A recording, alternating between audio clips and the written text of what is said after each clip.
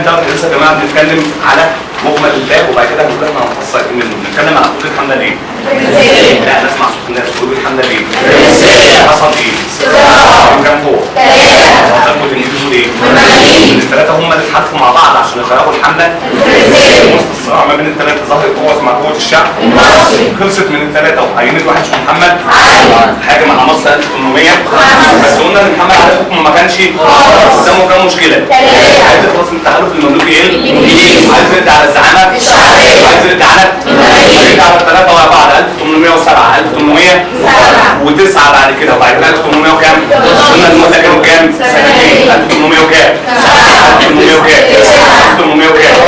بعد كده بينتهي بالايه؟ فرض الحكم ابتدى يبني دوله. نظام اسمه نظام رفع نظام اسمه نظام ابتدى يبني بناء. رفع الاحوال ابتدى يهتم ابتدى يبني بناء. محمد علي بيبني مؤسسات لدوله حديثه، وفي نفس التوقيت بيفكر في الاستقلال عن السلطه. ابتدى يبني قوه ظبط سياسه مصر. محمد علي ابتدى يتقدم، حصل تدخل من الدول وفي الايقاع في محمد علي من خلال تسويق لندن 1800 وكام؟ بعد كده واحد اسمه الخديوي اسماعيل ومشروع استقلال مصر. طب ده مجمل الباب.